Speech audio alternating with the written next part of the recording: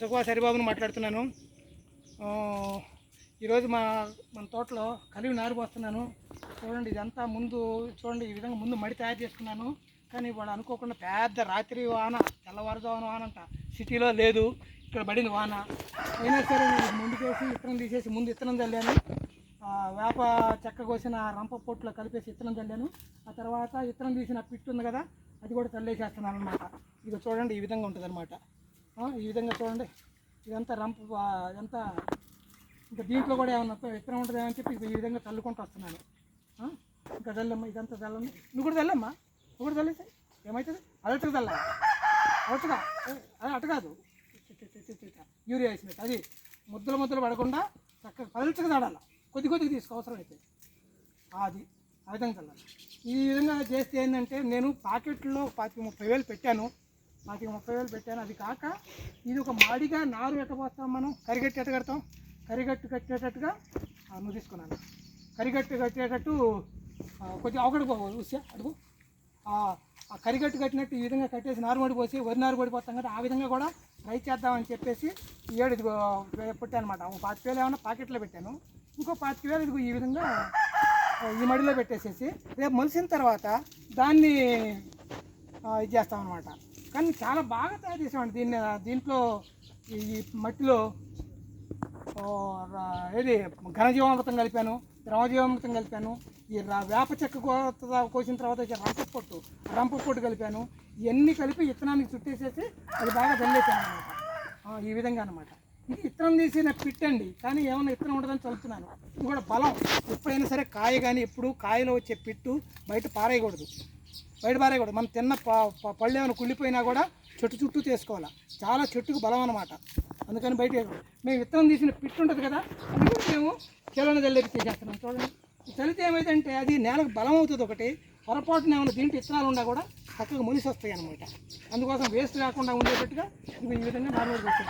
దాదాపు ఇక్కడ ఒక 25,000 ఉంటుంది, 10-30,000 ఏమన్నా ఆ పాకెట్లో ఉంది. మొత్తం కలిపి ఒక 50,000 వరకు ఈ సంవత్సరం పోసాను అనమాట. కొంచెం ఎక్కువే పోసాయి, ఎందుకంటే రూరల్ నుంచి రైతులు ఎక్కువ అడుగుతున్నారు నన్ను. చిన్న రైతులు, జిల్లాల రైతులు వాళ్ళందరూ అడుగుతున్నారు అన్న కలిగి మొక్కలని. ఇక్కడి నుంచి ఏంటి దాదాపు అనంతపూర్ జిల్లా నుంచి, కడప జిల్లా నుంచి, రాయలసీమ జిల్లా నుంచి కూడా అడుగుతున్నారు. ఆంధ్ర నుంచి ప్రెజర్ ఉంది, అందుకోసం పెడదామని ప్లాన్ చేసుకుంటున్నా. ఓకే, ఇది కలిమడి. ఇదేమైనా వద్దుసారు కదా, అది మన సీతాఫలం అండి, సీతాఫల చెట్టు. ఇది జామ చెట్టు, యాపిల్ బేరు. అక్కడ చూడండి మీరు, ఆ గుళ్ళు ఎక్కడ పైన గిజిగాని గుళ్ళు, అది గిజిగాని గుళ్ళు అయ్యా పైన ఉంటుంది చూడండి, అది అవన్నీ గిజిగాని గుళ్ళు అదంతా. ఆ విధంగా అది మళ్ళీ సీతాఫలాలు, రామఫలాలు, జామలు, ఇది టర్కీ ఫిగ్గు. ఇప్పుడు ఏం చేస్తారంటే విత్తనం వేసేసాడు కదా, విత్తనం వేసిన తర్వాత మా కృష్ణ ఏం చేస్తున్నా అంటే ఆ విత్తనం మీద తీసుకురామ్మా, ఆ విధంగా మన మట్టి ఉంటుంది, ఆ మట్టి మళ్ళీ పైన ఒక లేయర్ వేసేస్తాం. అదంతా జీవామృతం, ఘనజీవామృతం, ఎర్రమట్టి, అది లేయర్ అనమాట.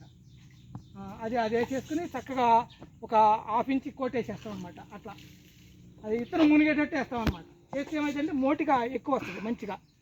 కాకపోతే మేము అనుకున్నదంతా నిన్న హెవీ రాత్రి సిటీలో లేదు, ఇక్కడికి వచ్చేసరికి తెల్లవారుజాము 4 గంటల కాడ నుంచి భయంకరమైన వాన పడింది.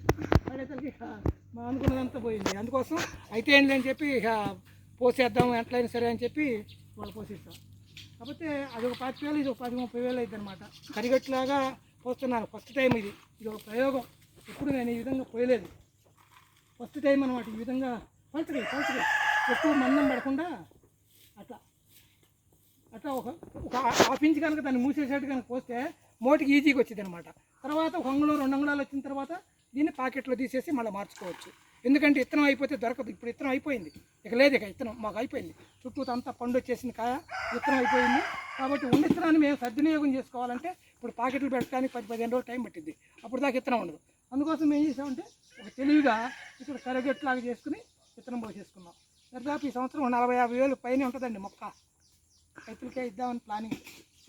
పెద్దవాళ్ళకి రేట్ ఉంటుంది, చిన్న రైతులకైతే చూసి చూడనట్టు ఇచ్చేసేస్తారు పాపం. వాళ్ళు పెట్టుకుంటే కనీసం తెలంగాణ జిల్లాలో, రాయలసీమ జిల్లాలో అడవి పందులు బేడతో తప్పించుకోవచ్చు వాళ్ళు.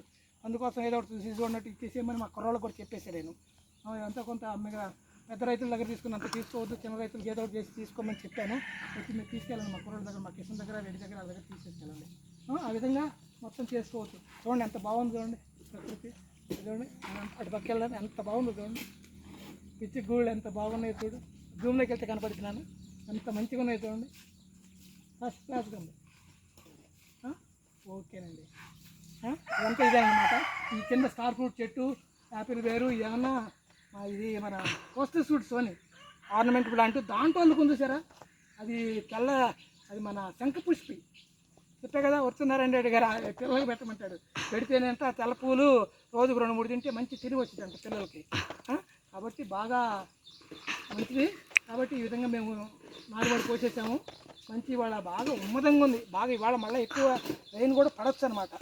సో ఇది ఒక 2 సెంట్లలో పోసేసామండి. 30 వేలు దాకా ఉంటుంది. ఇది ఒక 2-3 అంగుళాలు పెరిగిన తర్వాత తీసి ప్యాకెట్లో మార్చుకుంటాం. ఇది ఒక పద్ధతి, ఫస్ట్ టైం చేశాను అనమాట. మ్యాసివ్గా పోయటం అనమాట. ఎందుకు వేస్ట్ కావాలా, 15 రోజులు పోయినాక ఇత్తనం దొరకదు, అందుకోసం చేశాను అనమాట. ఓకేనండి, నేను ఇంకా చాలా చెప్పాలని కానీ ఇంకా వేరే వీడియోలో చెప్తా. ఎందుకంటే ఇప్పుడు సినిమా అందరూ ఇప్పుడు రాజకీయం అంటే పొల్యూట్ అయిపోయిందండి, చాలా పొల్యూట్ అయింది, రోత తయారైంది. పేపర్లు చదివిన, హైకోర్టు న్యూస్లు, సుప్రీంకోర్టు న్యూస్లు, రాజకీయ నాయకులు, ఈ కోర్టులో కేసులు, మరి ఆంధ్రాలో వింటంటే నాకు పేపర్ చూడాలంటే భయం వేస్తుంది, పారిపోయేస్తున్నా. పొద్దున్న 8 గంటలకల్లా ఆ పేపర్లు టీవీ న్యూస్లోంచి అవాయిడ్ చేసి ఇక్కడ ఇదో తోటకు పరిగెత్తుతున్నాను. రాజకీయం అంతా పాడైపోయిందండి, వింటంటేనే రోత పడుతుంది, వామిటింగ్ సెన్సేషన్. మా అమ్మ 64-65 నుంచి రాజకీయం నేర్పింది నాకు. ఎక్కడో శివసాగర్ రామ్ గులాం అనేవాడు భారతీయుడు వెళ్ళి మ్యారిషస్ ప్రైమ్ మినిస్టర్ అయ్యాడు అని చెప్పి అక్కడి నుంచి నాకు రాజకీయం నేర్పింది ఆమె. అప్పటి నుంచి నేను రాజకీయం వదలను, 64-65 నుంచి. అలాంటి మనిషిని ఇప్పుడు వింటంటే జుగుప్సాకరంగా ఉంది, వాంతి వస్తుంది, బాధేస్తుంది.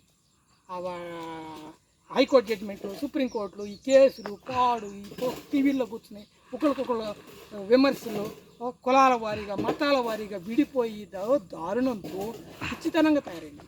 అందుకని నాకు తప్పదు, మన సంఘంలో వచ్చే మనిషిగా వెనక తప్పదు. అందుకని వాటిలోంచి అవాయిడ్ చేసి పొద్దున్నే వస్తున్నాను.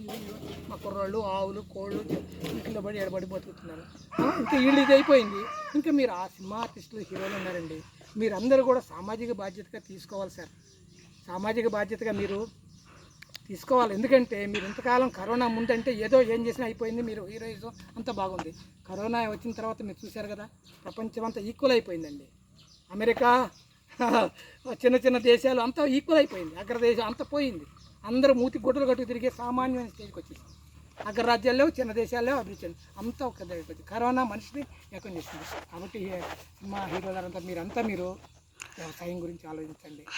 ఇప్పుడు దాకా మీరు ఇమేజ్ వాటిల్లో ఉన్నారు, వాటిలోంచి బయటకు రండి. పెద్ద వాళ్ళు ఉన్నారు, మా చిరంజీవి గారు లాంటి వాళ్ళు, నాగార్జున గారు, బాలకృష్ణ గారు, మా ఇంటి ముందు ఉండే మహేష్ బాబు గారు, మీరందరూ, జూనియర్ ఎన్టీఆర్ గారు, మీరందరూ, రవితేజ గారు, మీరందరూ చక్కగా సమాజం గురించి ఆలోచించండి, రైతుని గురించి ఆలోచించండి, రైతుని గురించి ఆలోచించండి సార్. అది కనుక చేస్తే మీరు బాగా రైతుని ప్రోత్సహించినట్టయితే ప్రకృతి వ్యవసాయాన్ని చాలా బాగుంటుందండి. ఎందుకంటే రైతు కుదేలైపోయాడు వ్యవసాయం. కాబట్టి మీరు ప్రకృతి వ్యవసాయాన్ని ప్రోత్సహించండి.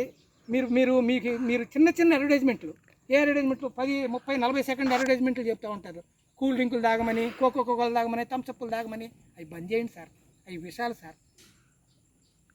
ప్రకృతి జ్యూసులు తాగమనండి, జామకాయ రసము, రామాఫలం జ్యూసు, లక్ష్మణ ఫలం జ్యూసు, సపోటా జ్యూసు, మామిడి జ్యూసు, ఈ జ్యూసులు తాగమనండి సార్. జ్యూసులు తాగితే చక్కగా మీరు మంచిగా హెల్తీగా ఉంటారని చెప్పి వాళ్ళకి మీరు చెప్పండి సార్. మీరు చెబితే మీ ఫ్యాన్స్ వింటారు, మోటివేట్ చేస్తారు. కాబట్టి మీరందరూ అట్లా మానాలి సార్. మీరు చెబితే ఏంటంటే చక్కగా హీరోలందరూ మీ ఫ్యాన్లు కాబట్టి మీరు వింటారు. ఓకేనండి, మీరు ఎందుకంటే మీ మీద నేను చాలా హోప్ పెట్టుకున్నాను. మీరు దయచేసి రైతాంగాన్ని ప్రోత్సహించమని, ప్రకృతి వ్యవసాయం చేసే రైతులను ప్రోత్సహించమని బాగా కొంచెం మీరు ఎడ్యుకేట్ చేసి చెప్పండి. చెబితే మీకోసం తీస్తున్నాను ఇదంతా, ఈ ఎపిసోడ్. కాబట్టి మీరు ఇవాళ మిమ్మల్ని ఆలోచిస్తుంది కొద్దిగా గొప్ప హీరోలు, అమితాబ్ కానీ, కొంచెం పెద్ద మీ రజనీకాంత్ గారు కానీ మీ గురించే కొంత ఆలోచిస్తుంది. కాబట్టి మీ అభిమాన సంఘాలకి మీరు చెప్పండి సార్. చెబితే ఏంటంటే మంచిగా వాళ్ళు వింటారు, సమాజాన్ని మోటివేట్ చేస్తారు. వాళ్ళని రసాయనిక వ్యవసాయాల నుంచి బయటకు ప్రకృతి వ్యవసాయంలోకి రమ్మని చెప్పండి సార్. చెబితే వాళ్ళు వింటారు. ఓకేనండి, థ్యాంక్ యూ అండి. లాస్ట్కి ఒక మాట చెప్తాను, ఓకేనండి. ఇప్పుడు చెప్పాను కదా, ఎప్పుడు చెప్పినట్టుగానే హరిబాబు ఆర్గానిక్ ఫార్మింగ్ కొంచెం మీరు సబ్స్క్రైబ్ చేసుకోవాలండి. ట్యూనింగ్ చేసుకోండి, సబ్స్క్రైబ్ చేసుకోండి. మీకు వచ్చిన వీడియోలు మంచిగా షేర్ చేయండి 10 మంది. ఎందుకంటే ఈ అగ్రికల్చర్ చెప్పే తక్కువ ఉన్నాయి. మీరు 10 మందికి కనుక పబ్లిక్ అయితే పాపులర్ అయితే ప్రకృతి వ్యవసాయంలో బాగా వస్తారండి. ఓకేనండి. మీరు కాబట్టి హరిబాబు ఆర్గానిక్ ఫార్మింగ్ సబ్స్క్రైబ్ చేసుకోండి సార్. థ్యాంక్ యూ అండి.